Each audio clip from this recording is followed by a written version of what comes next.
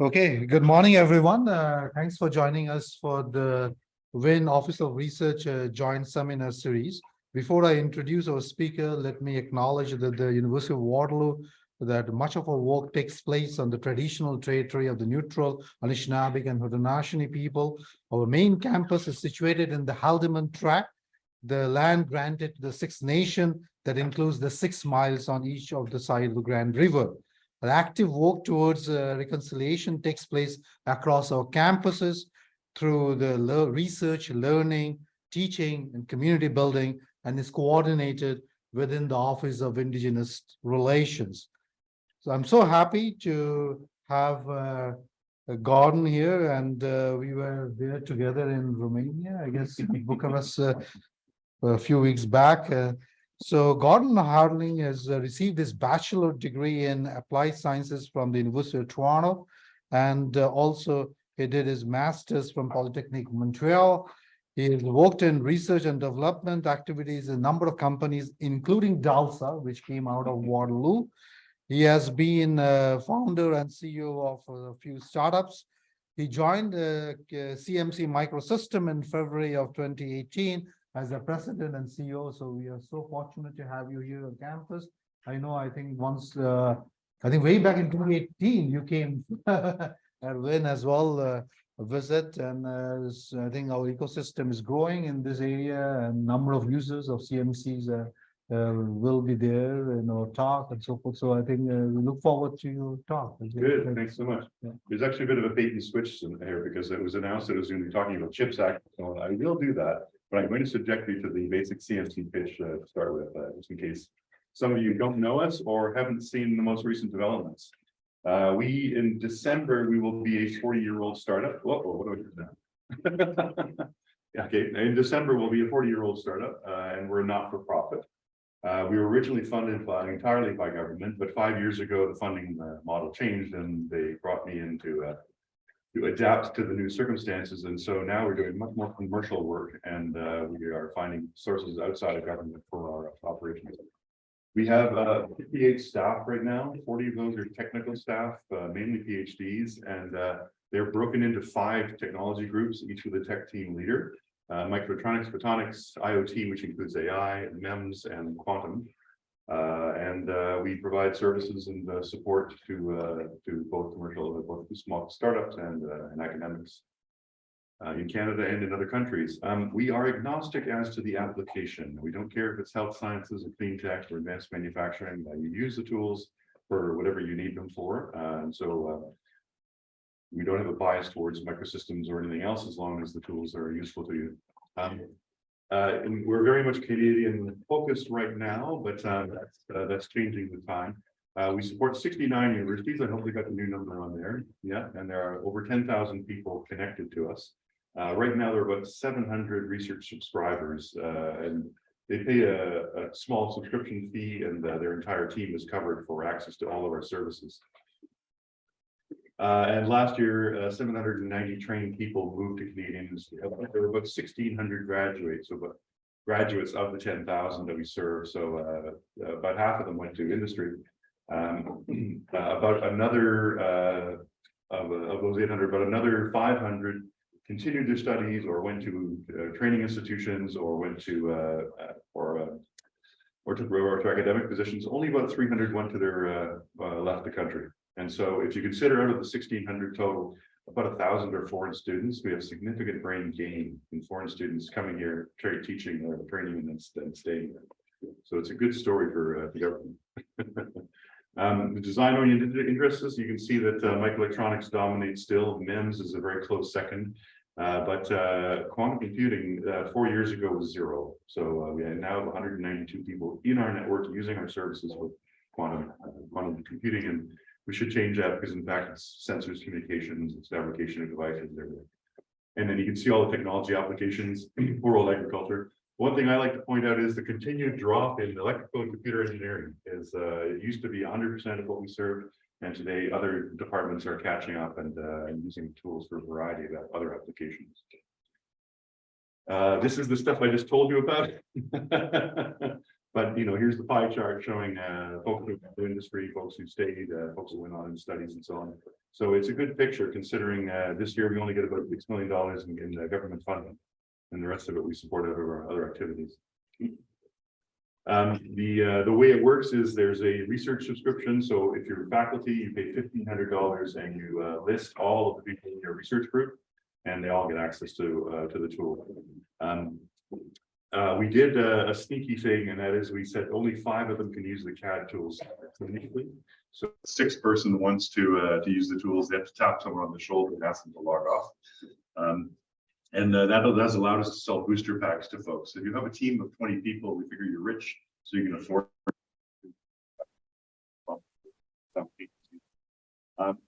Some universities asked us to get around that. How can we stop that? And so we said, fine, how about Research Plus? And we have about a dozen universities buy the Research Plus through the VPR's office typically, and that removes the restrictions for all of the researchers at that university. And some people just want education in classrooms, so unlimited classes, unlimited students for $2,500, and we have a dozen different CAD vendors who offer that package. Again, it's all in the cloud, so you don't. During COVID, it was great because you can stay home and use your laptop and access all of the CAD tools. Today, if you want to have people in the classroom, you still can access via the cloud all of these CAD tools. We have been expanding globally. This number is not going to be yet. It's 69 as of now, academic institutions in Canada. We're actually serving CAD to 12 universities in the U.S., to 1 in Mexico, and about 4 in Australia. So we really have been franchising the model and going elsewhere. I can tell you they pay radically more than Canada. They're not subsidized and paying full cost recovery for us. And then these numbers reflect people who submitted designs to us. And so we have a lot of fabrication for other countries. And in some cases, we have absolute exclusive access. AMF in Singapore uses us everywhere in the world, apart from Japan and China, but there's a lot of the service to Europe that comes from. And we do superconducting design courses, and we're the only source of that. MIT just announced it, but they're 3 years behind us, so that's pretty common. We have 100 alliances with other countries. We manage a global supply chain.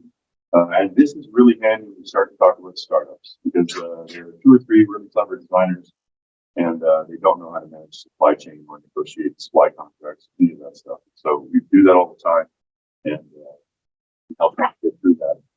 We also favor Canadian suppliers, and so about half of the suppliers of CAD tools found are Canadian. And we have peer organizations in other countries. We all have totally different funding models, totally different services, but we hold meetings with them every 6 months. And being good Canadians, we took the 5 a.m. time slots or when we have something recent. But we have calls where we discuss a specific area, it's microfluidics or healthcare or clean tech or whatever, what we're doing in those areas, what services we're offering. So recently I visited ANFF in Australia, and they are really keen to work with us and to take on a lot of our technologies.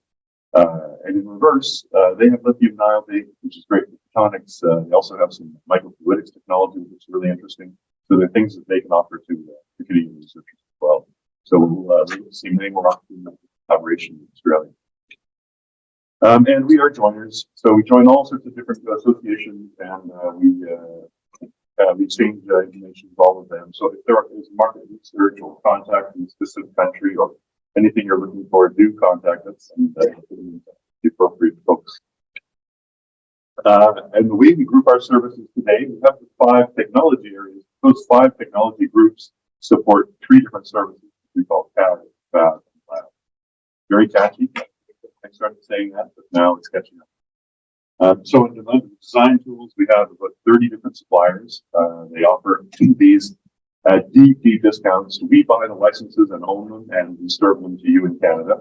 In other countries, what we do is we insist that the customer buy the license, and then we just host it. And so we just charge the hosting fee to them, which is why it's a much more expensive service also. And we also have IP available from a variety of sources, including some that we developed ourselves.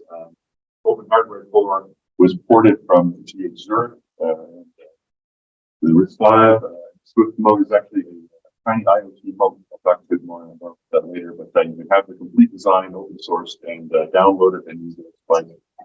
Now, as long as we have all this CAD in the cloud, we like hanging hardware off it. So we have a CAD compute cluster with 8 teraflops of throughput. It's sitting here in the grand compute cluster, but anyone across Canada can access it, submit jobs, and it's you can speed up your answers across all computations. And it's also configured for a lot of the cadence stuff like car signal extraction, static timing analysis, and so on.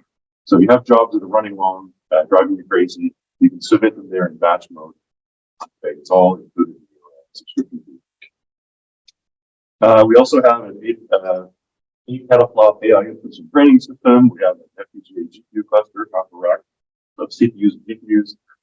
We have some optimization software, and we have some edge devices. So once you've got a model trained and optimized, you can explode it onto this hardware and put it at the edge of the internet and start looking for paths.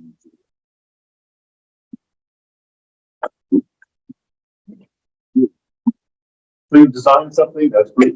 You want to be able to build it. And the problem is many of the factories would not even talk to an academic.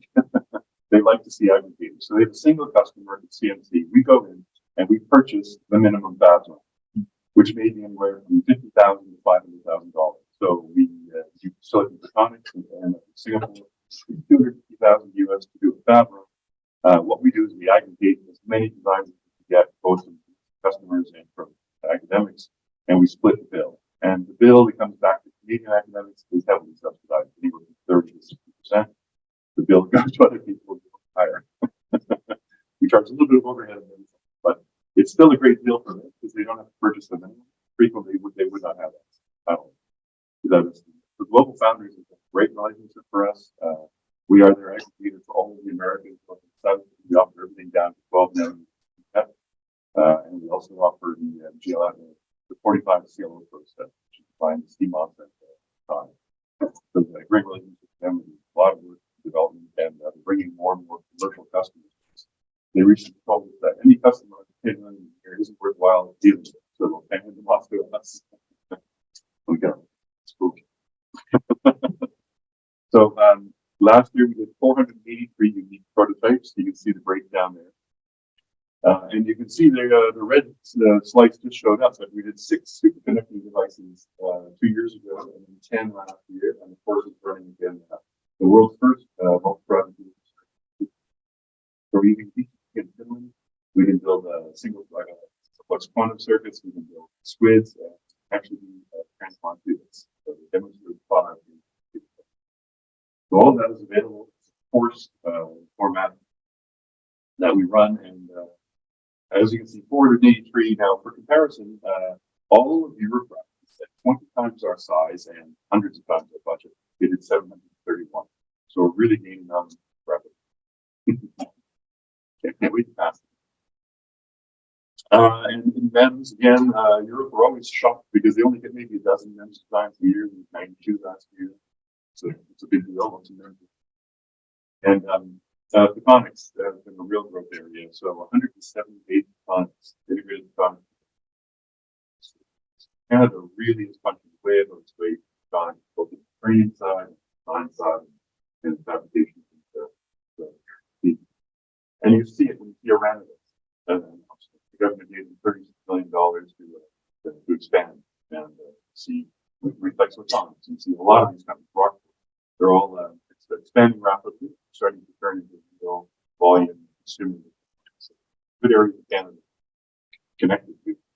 And one final thing for you academics is we have an high-end here with about $2.5 million. And when your chip comes out, you need it to secure. I know you're rich here in Waterloo, a lot of universities are. We can ship it to you. We can ship it to you. We ship it to you for a month, 2 months, whatever you need to test and measure your chip. We write the paper, you ship it back to us, we recondition it, send it to the next person. So 76% of the time, this equipment is out of our office, floating around the country. And that's a huge cost saving as well. For a piece of gear you can buy in 2 weeks of the year, think of this, please. And lab. So finally, under the lab rubric, what we do is we fund developments of platform technologies at the universities. So we like to put in about $1,000 in cash, $50,000 in kind, have matching from insert and compliance program, and the 150 flows to the university for 3 years. And so we developed an electronic sensor platform. It's actually a biochemical sensor, which has a JFET surface you treat to capture charges. You don't care what kind of charges they are. The first application was Ted Sargent to put quantum dots in a slurry on there. They were tuned for infrared frequencies. So with a cheap silicon sensor, you can make an infrared detector 10,000 times more sensitive than silicon. And now what we're doing is paying my tech students to develop new recipes. So you can now take this and you can saline, insulin, blood sugar, and all sorts of different with it. And we publish the recipes in our GitHub. So if you want samples of this, we have them on the shelf. Play with it. The copy on the left there is from microfluidics, and we have microfluidics package that we developed at the Australian National Lab facility. And the one on the right is for gases and ingredients. And so it's just about 10 different sizes of transistor before you put different functions there as you want. And on the right is a photonics toolkit kitchen sink. We just threw a whole lot of photonic devices on there, 3 modular parameters, modular. So you can imagine you can take it to a classroom, put a laser on it, see what the module is. So great for training. We've been finding startups that will take this, put a few of them together, demonstrate some minimum viable product, test out an idea. So again, those are available on the shelf from us. Let us know if you'd like some. The RISC-V, we developed the VT in Zurich. And so we have 200 kV FPGA on that chip, so you can actually build it on the offload engine hardware. We're building it now in 3 nanometer mobile. It will be out in the fall. We'll have chips and demo boards where you can play with. If you don't like our design, the whole thing is available. V4 version, the RTL version on our GitHub, and you download it into the KD suite, run your own tool, make it a challenge. So we have the 32-bit available right now. For the 64-bit vector scalar processor attached to it. But really, we're aiming at edge at very low power efficient processing. Oops, I'm going to learn how to do that. And we have an IoT mode. This is actually just a small chip about an inch outside. It's on a printed circuit board right now. And then an accelerometer lights in the temperature sensor. You shake it, it wakes up, and it spits data via to an app on an Android phone. So the app, the code for the processor, bill of materials, the Gerber files, everything's available. You download it yourself. We've had a couple of interesting applications. One is a group wanted to put it on the back of the rat. You use an IMU and put some probes into the rat's brain and measure the anesthetic level in the brain and correlate that with its movement. So all the data is being captured, spit out by Bluetooth. The rat's untethered for 6 hours, and it can do a complete test on it. Another one was someone came to us with a COVID detector. We detect COVID in the air. We wanted to put it in the wand and do that. So again, accelerometer determine what the wand's doing, and then get the measurement from the sensor. So just took a small redesign of the edge back to work to do that. Right. Oh, and there it is. So there's the rat pack that we have triangular format, switch mode as well. And under lab, we also quantum coding services. So 3 years ago, when I came to Canada with the Quantum Hub, we bought a 1/4 share, and we paid a license fee to them. And the idea is that they will only allow certified developers on the machine. You can't fiddle around and waste time on it. So you can get a free license. Anybody can get a free license for up to 70 bits. You want to use the larger machines, you have to come through a dedicated coding team. So we've been doing this at a terrible loss. We've been offering the service for free running those projects. And we've opened it, done about 30 projects, including a bunch for startups and few institutions.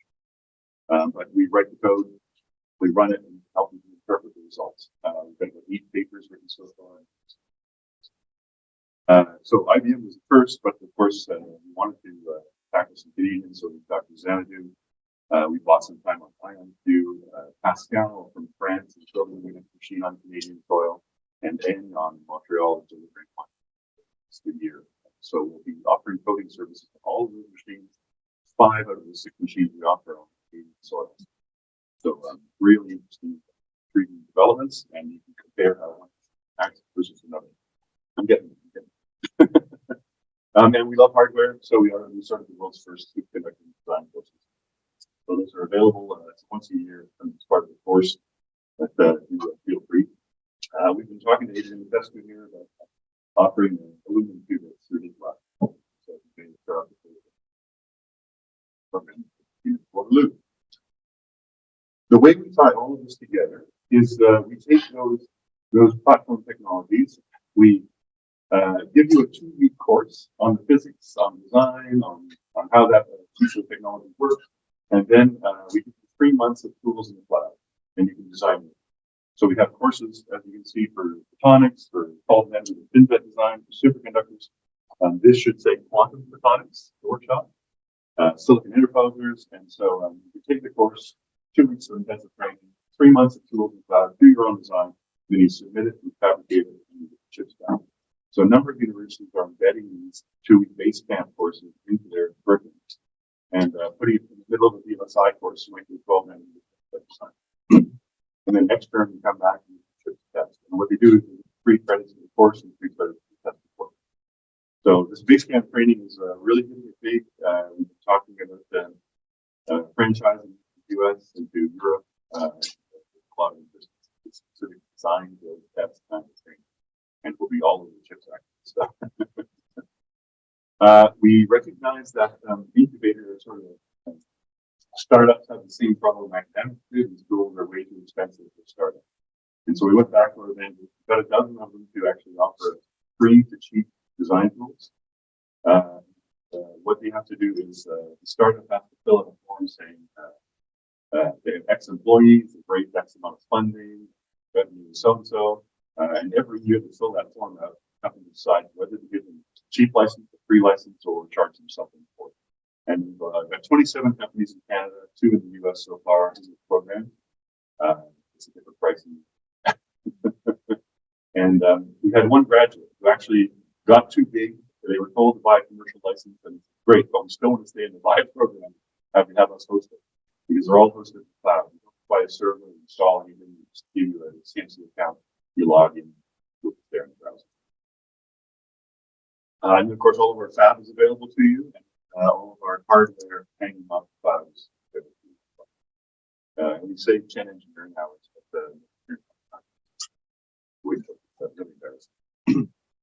We've been tracking startup for 25 years, and during that time, 250 university launched startups claimed CMC as a source of their inspiration, so to say, as useful for their prototyping, and half of them still alive. So that is way better than software startup. Software startup the first 5 years, only about 20% survive, and then hardware 5%. So once you have a product into a customer system, very sticky, continue to buy it for a long time. And so very pleased with that, and keep on using that for government. In terms of what's happening here at Waterloo, there are 63 of you who are active subscribers, 63 professors, so 65. It's going. They should be subscribing. They know. 360 students are using that. And you've been a member since the very, very start. And you actually paid for the Research Plus subscription, so there's no limit on signing.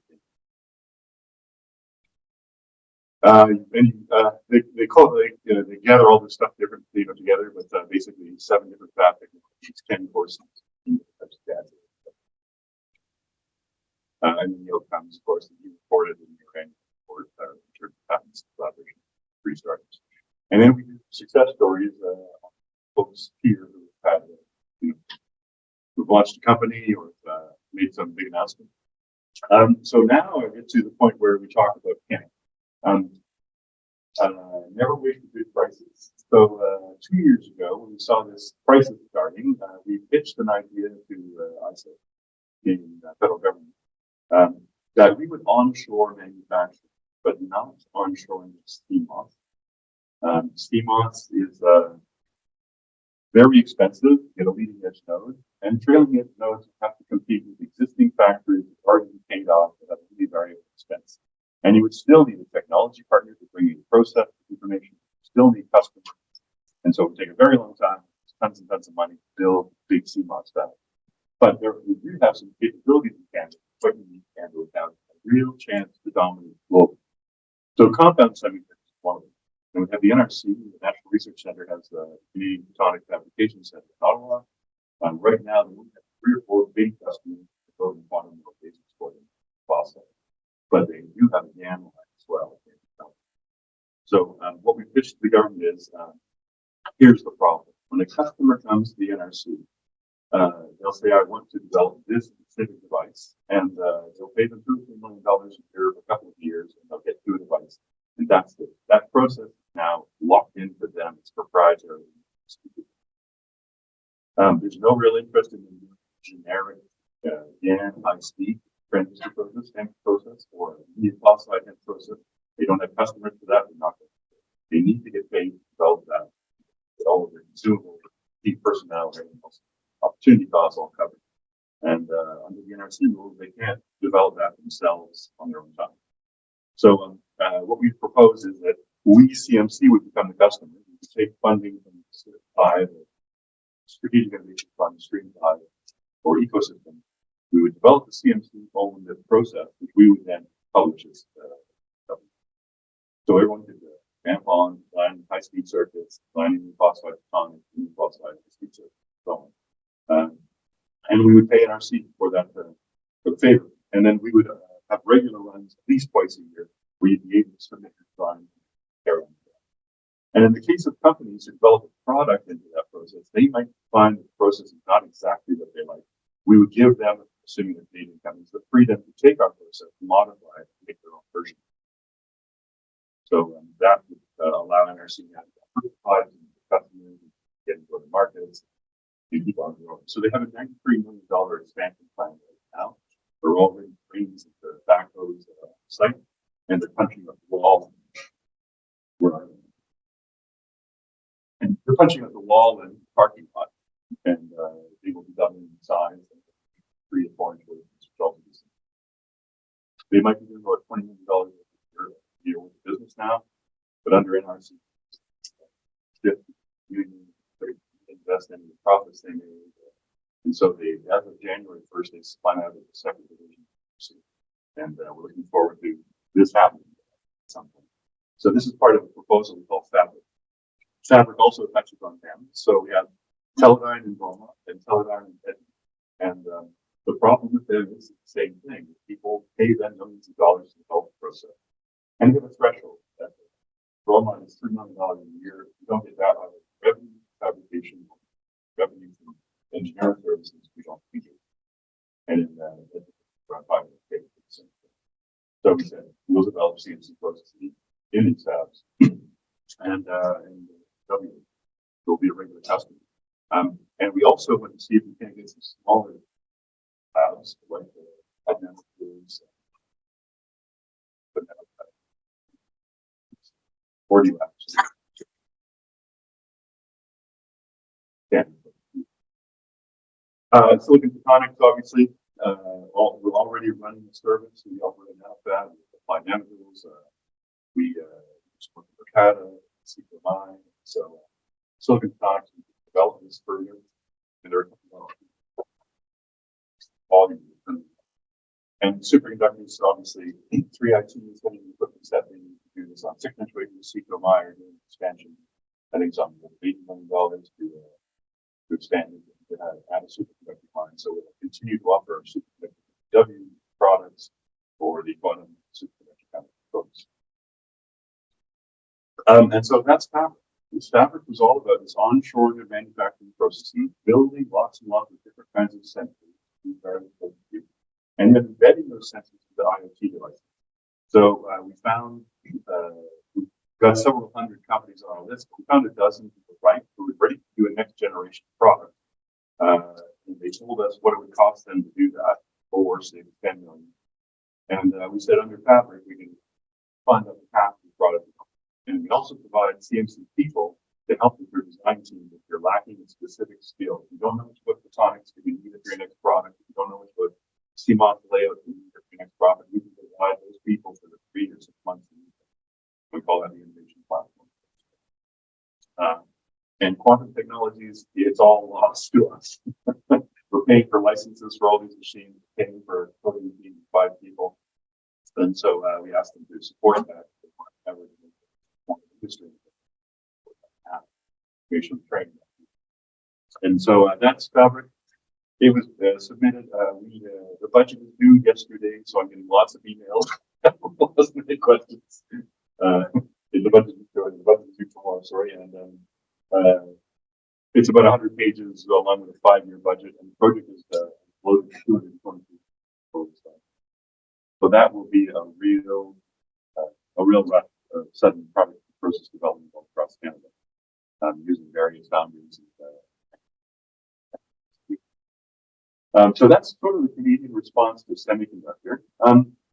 I recently, in fact, I just finished another draft last night.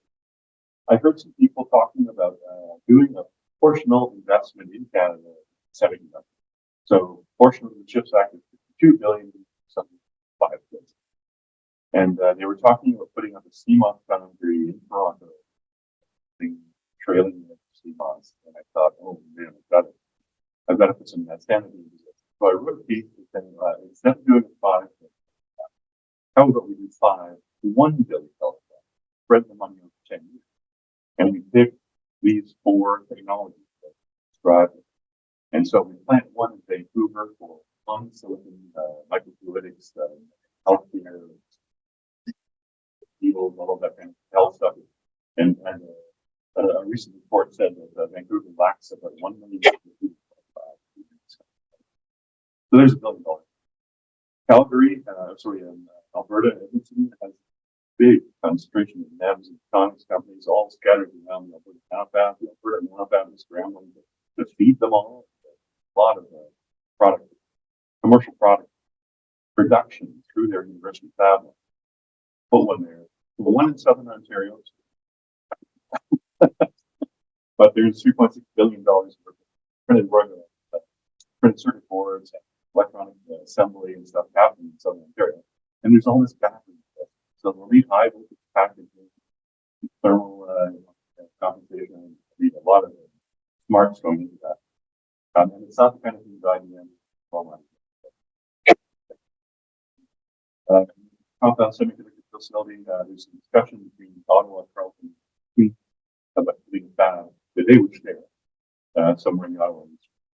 And this would allow them to have a sandbox for quantum development, compound semiconductor development. So that's the discussion is ongoing. So there's a building there. And then the C2MI doing these expansions, they want to add biomass, superconductors, a whole pile of other things to their foundry. So that was my pitch. These 5 $1 billion fabs would make more sense. They'd be located in clusters with already customers and anchor tenants and posted. And I just floated that. It's running. Sent a copy over. And I wrote a better copy. Everyone.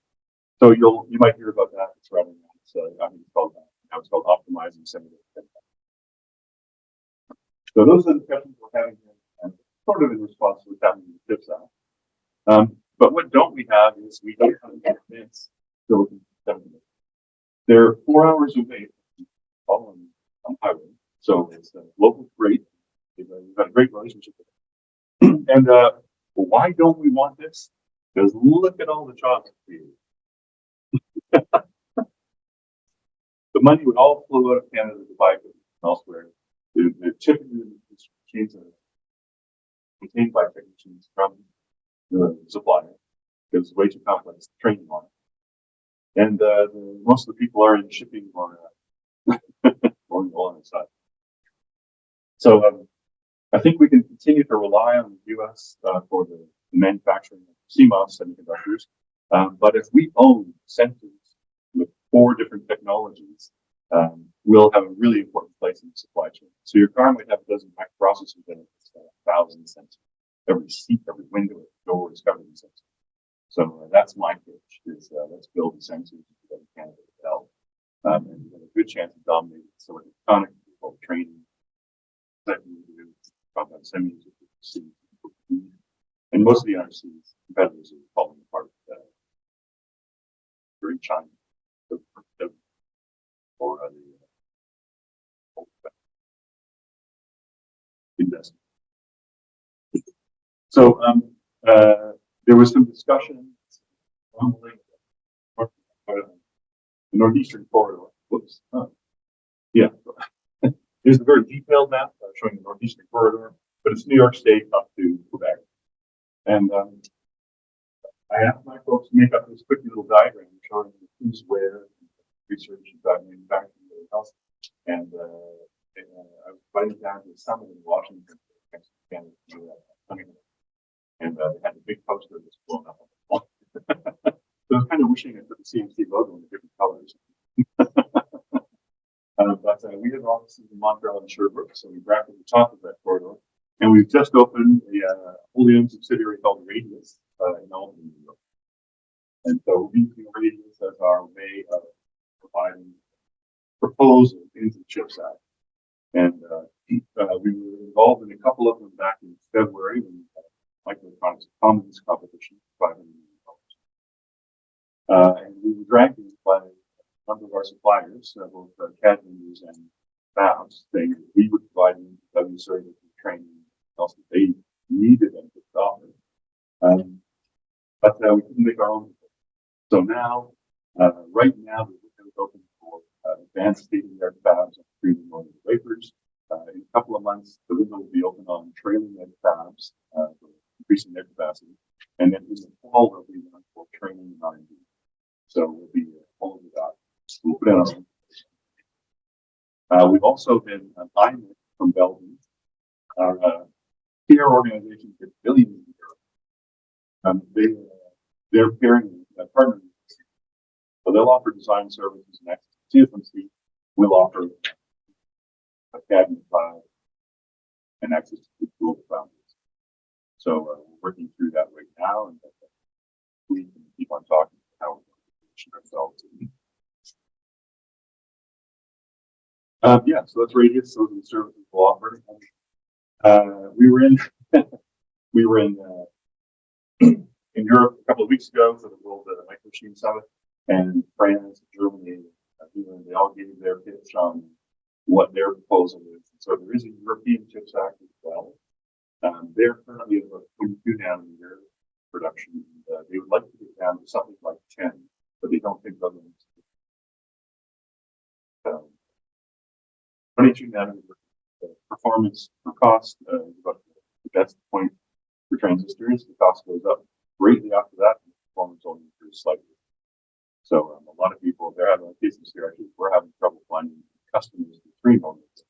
There's hundreds of millions of dollars to do a chip, and there are only a few markets that can actually support that kind of cost up front to do a chip with maybe 10% better speed, lower power, more. So I think that we're at a good place. We won't have CMOS in Canada, but we can certainly do other things and be very, very strong in these markets. Good. That's actually good. Thank you. Any questions?